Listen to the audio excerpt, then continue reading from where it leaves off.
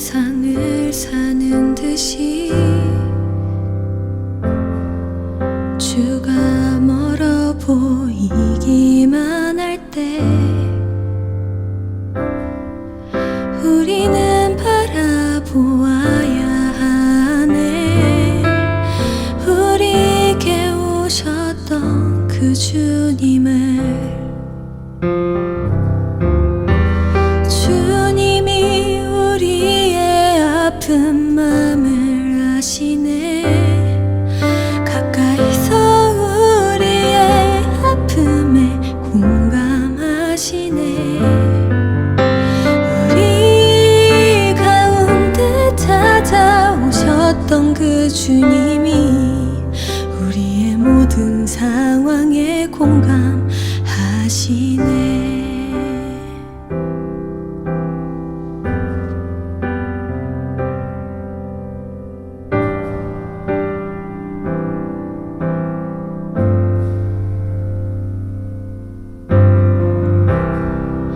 혼자서만 세상을 사는 듯이 주가 멀어 보이기만 할 때 우리는 바라보아야 하네. 우리에게 오셨던 그 주님을, 주님이 우리의 아픈 마음을 아시네. 가까이서 우리의 아픔에 공감하시네. 우리 가운데 찾아오셨던 그 주님이 우리의 모든 상황에 공감하시네. 주님이 우리의 아픈 마음을 아시네. 가까이서 우리의 아픔에 공감하시네. 우리 가운데 찾아오셨던 그 주님이 우리의 모든 상황에 공감하시네. 우리의 모든 상황에 공감하시네.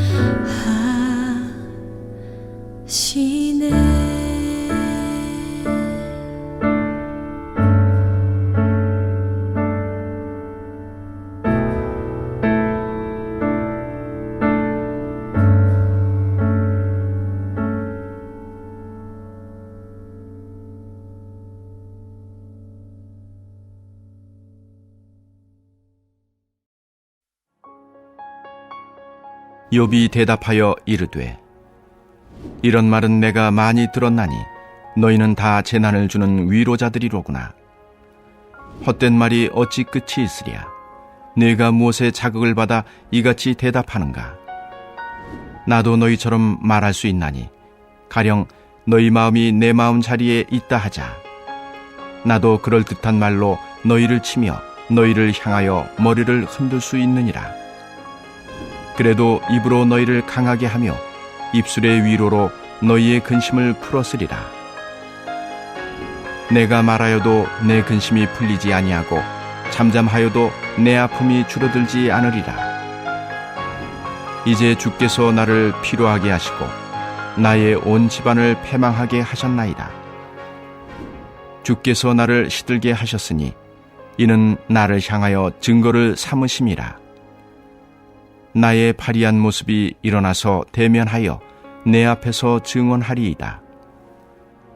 그는 진노하사 나를 찢고 적대시하시며 나를 향하여 이를 갈고 원수가 되어 날카로운 눈초리로 나를 보시고, 무리들은 나를 향하여 입을 크게 벌리며 나를 모욕하여 뺨을 치며 함께 모여 나를 대적하는구나. 하나님이 나를 악인에게 넘기시며 행악자의 손에 던지셨구나. 내가 평안하더니 그가 나를 꺾으시며 내 목을 잡아 나를 부서뜨리시며 나를 세워 관역을 삼으시고 그의 화살들이 사방에서 날아와 사정없이 나를 쏘므로 그는 내 콩팥들을 꿰뚫고 그는 내 쓸개가 땅에 흘러나오게 하시는구나. 그가 나를 치고 다시 치며 용사같이 내게 달려드시니 내가 굵은 배를 꿰매어 내 피부에 덮고 내 뿔을 티끌에 더럽혔구나. 내 얼굴은 울음으로 붉었고 내 눈꺼풀에는 죽음의 그늘이 있구나. 그러나 내 손에는 포악이 없고 나의 기도는 정결하니라. 아멘. 사랑하는 여러분, 오늘은 11월을 시작하는 첫날입니다. 이번 한 달 우리 하나님이 우리에게 어떤 은혜를 주실까요? 저는 늘 한 달의 첫날이 되면 그런 기대감으로 기도하게 됩니다. 특별히 추수감사절에 있는 이번 11월은 아마 하나님의 특별한 은혜가 우리에게 있을 것만 같습니다. 그런 우리의 기도에 우리 하나님의 특별한 응답이 있는 11월 한 달이 되시기를 주님의 이름으로 축원합니다. 우리는 계속해서 욥기를 살펴보고 있는데요. 지금 욥은 새 친구와의 논쟁 아닌 논쟁으로 그 마음이 몹시 상해 있습니다. 왜냐하면 오늘 본문에 나온 것처럼 가장 친하다는 새 친구가 고난과 눈물 가운데 하루하루 살아가는 욥을 찾아와서 자기 딴엔 위로한답시고 하는 소리가 욥을 정죄하고 비판하고 그의 마음에 너무나 큰 상처를 주고 있기 때문입니다. 그러나 여러분, 이것이 바로 오늘 이 땅을 살아가는 그리스도인의 삶 아닐까요? 오늘 우리 중에 상처가 없는 사람이 어디 있겠습니까? 그런데 그런 우리의 마음을 알아주는 사람이 있던가요? 그래서 우리도 눈물로 살아가고 있잖아요. 누구나 인생을 살아가면서 자기 마음을 알아주는 사람, 언제든지 마음을 터놓고 얘기할 수 있는 사람이 단 한 명만이라도 있다면 그는 행복한 사람이라고 말합니다. 그러나 오늘의 욥처럼 내 마음을 공감해주며 나를 위로해주는 사람이 한 명도 없고 정말 세상에 홀로 있는 것처럼 내동댕이 쳐진 상황이 닥친다면 과연 우리는 어떻게 해야 할까요? 그럴 때 성경은 세상 끝날까지 나와 함께 하시는 주님만을 바라보라고 했고, 그러면 그 주님으로 인하여 위로를 받고 새 힘을 얻고 일어설 수 있다고 말씀하고 계십니다. 그런데 오늘 욥은 이제 그런 신앙적인 마음까지 다 접고 정말 죽고 싶다고 고백합니다. 왜냐하면 세상 사람 다 나를 버려도 하나님만은 내 편이 되어 주신다는 그 믿음 하나로 버티고 또 버텼는데 오히려 그 하나님이 나를 버리셨고 나를 대적하고 계시다고 느껴지기 때문입니다. 여러분 혹시 그런 마음이 드실 때가 없으십니까? 아무도 의지할 데가 없고 하나님밖에 없다고 그렇게 기도하고 매달렸는데 그 하나님조차 나에게 침묵하고 계시고 나를 버리셨다고 생각될 때, 그럴 땐 정말 모든 걸 포기하고 욥처럼 죽기만을 기다릴 수밖에 없을 겁니다. 그러나 여러분, 그건 지금 하나님의 마음을 몰라도 너무 몰라서 하는 얘기입니다. 여러분, 처음 이 욥기를 시작할 때를 기억해 보세요. 하나님은 하늘회의에서 사람들을 참소하는 사탄에게 니네가 욥을 보았느냐고, 그는 참소하려고 해도 아마 참소거리가 없을 거라고 자랑하시니까 사탄이 뭐라고 합니까? 그거야 하나님이 욥에게 복을 주시니까 그런 거 아니냐고 비아냥거리죠. 이에 하나님은 그래? 그럼 그의 생명에만 손대지 말고 어디 마음대로 해보라고 하시면서 지금의 이 싸움, 일명 맏아들 싸움이 시작된 것입니다. 그런데 그게 욥에게 너무나 무거운 짐이 되어서 그의 허리가 부러질 정도가 된 것입니다. 그래서 오늘 본문 7절 이하의 말씀으로 하자면, 하나님 왜 저를 적대시하십니까? 왜 저를 악인에게 넘기시나이까? 하나님 정말 죽을 것 같습니다. 이제 제발 그만 좀 하세요. 그렇게 항변하게 된 것입니다. 그러나 여러분, 지금 욥은 왜? 하나님 왜 그러시냐를 물을 것이 아니라 어떻게? 하나님 이런 고난과 풍랑 속에서 제가 어떻게 살기를 원하시냐고 물어야 하는 것입니다. 그럼 여러분, 지금 이런 상황에서 과연 하나님이 욥에게 원하시는 삶은 무엇일까요? 그건 욥이 맏아들의 신앙인답게 하나님을 신뢰함으로 말없이 순종의 십자가를 지는 것입니다. 이에 하나님은 지금 욥에게 이를 깨닫게 하시기 위해 그런 고통의 삶을 허락하고 계시는 거예요. 그런데 그런 삶 속에서 욥은 주님처럼 십자가의 길을 걷지 못하고 원망과 분노로 이 길을 걷고 있는 겁니다. 그런데 여러분, 성경에 보면 이와 똑같은 이야기가 나오죠. 바로 탕자의 비유입니다.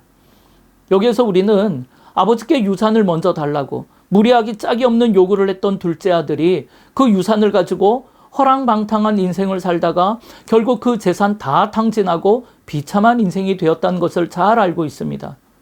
그러나 그가 어느 날 자신을 그토록 사랑해 주시던 아버지를 기억하게 되고 그 아버지께로 돌아갔더니 매일매일 마을 어귀에서 자신을 기다리던 아버지는 그를 그 품에 꼭 안아주셨고 그를 위해 잔치를 베푸시는 것으로 이 이야기는 일단락합니다. 그런데 이때 생각지도 못한 문제가 하나 터지는데 그 문제는 전혀 예상치 못한 사람, 바로 하루 종일 열심히 일하다가 돌아와 이 광경을 보게 된 첫째 아들에 의해 일어난 것입니다. 첫째 아들이 집에 와서 보니까 집을 나가서 아버지의 재산을 탕진하고 돌아온 탕자를 위해 잔치가 벌어진 거예요. 그런데 그는 지금 이 상황을 도저히 이해할 수가 없는 겁니다. 왜냐하면 자기에게는 염소 새끼 한 마리 잡아준 적이 없으면서 창녀와 재산 다 탕진한 저런 놈이 돌아왔다고 살찐 송아지를 잡고 잔치를 베풀고 좋은 옷을 입히고 금가락지 끼워주고 도대체 이게 뭐 하는 거냐고 있는 대로 화를 내면서 소리치게 되는 거죠. 여러분, 이 첫째 아들의 심정이 이해가 가십니까? 솔직히 첫째 아들 입장에선 억울하지 않겠습니까? 그런데 우리의 신앙생활도 마찬가지입니다. 우리도 가만 보면 탕자 같은 신앙인은 하나님의 은혜도 잘 받고 그 삶이 잔치집 같습니다. 좋은 옷을 입고 손에 가락지도 있어요. 그런데 열심히 헌신 봉사하며 사는 첫째와 같은 신앙인은 아무것도 없습니다. 이것이 바로 오늘 욥의 모습이요, 오늘 우리의 모습 아닙니까?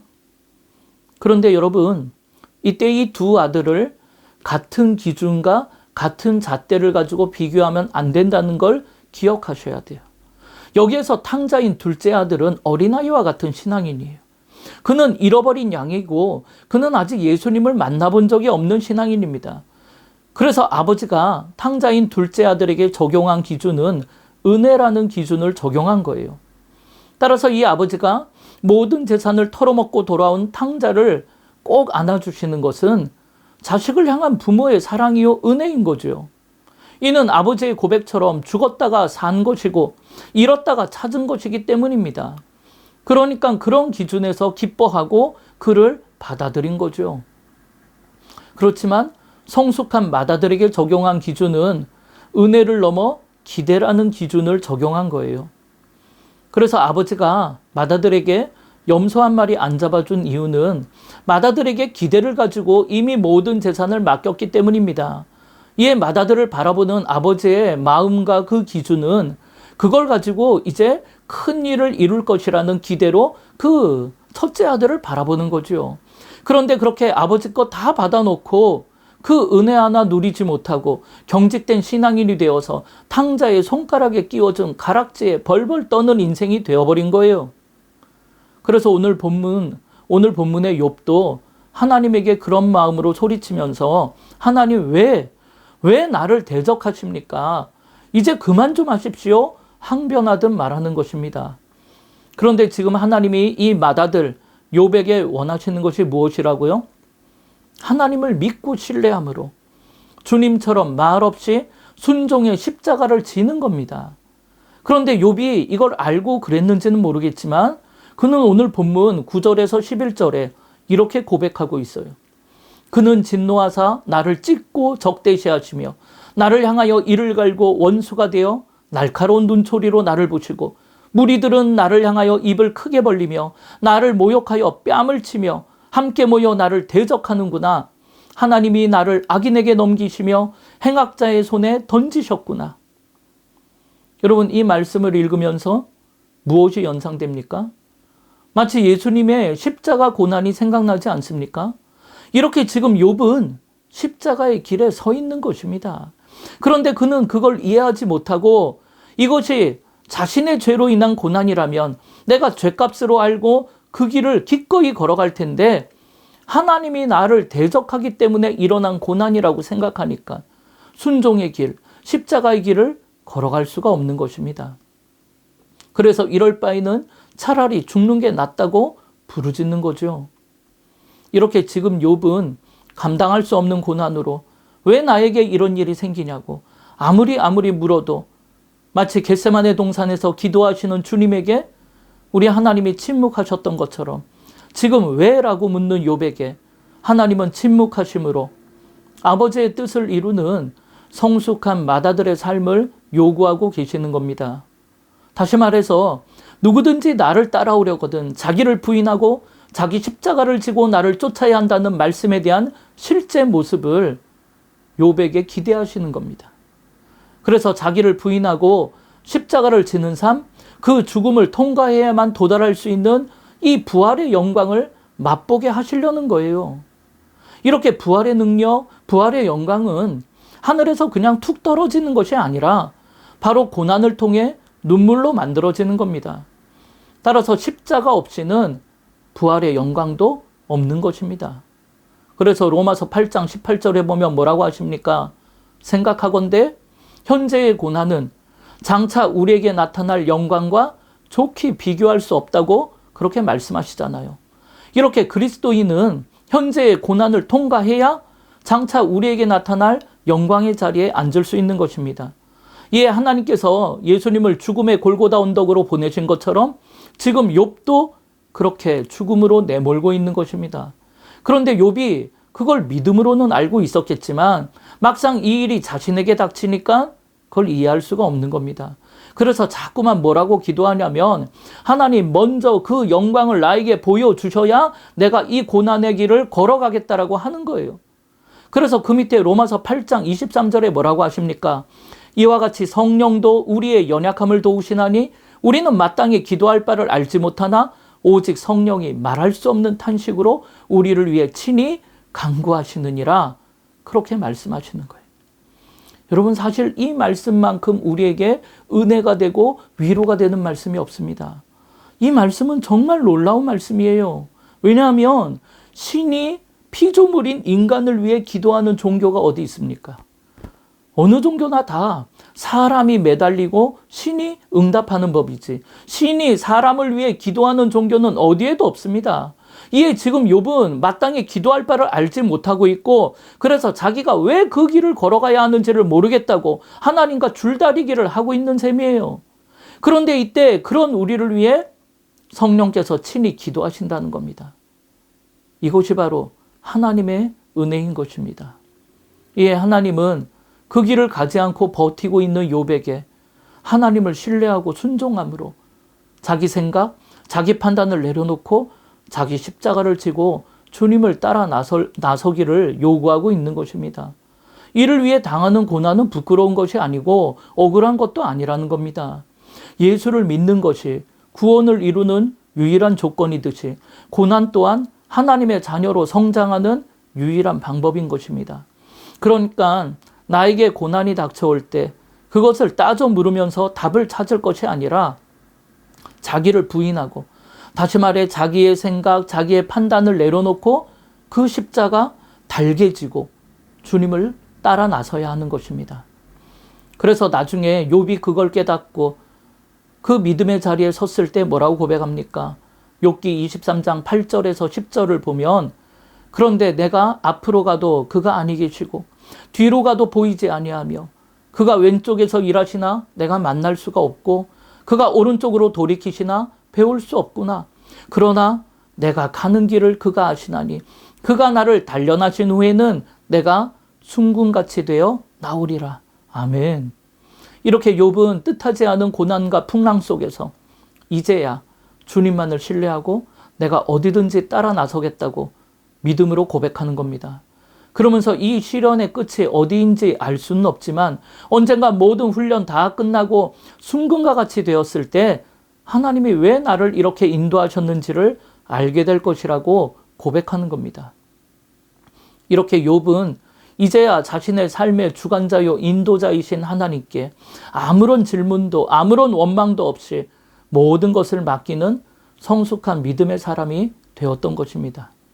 혹시 지금 우리 중에도 고난과 풍랑 속에 계신 분이 있다면 원망과 눈물로 주저앉는 것이 아니라 나보다 나를 더 잘 아시는 하나님을 믿고 고난의 뒤편에 있는 주님이 주실 축복 미리 바라보시면서 믿음으로 순종의 길을 걸으시길 바랍니다.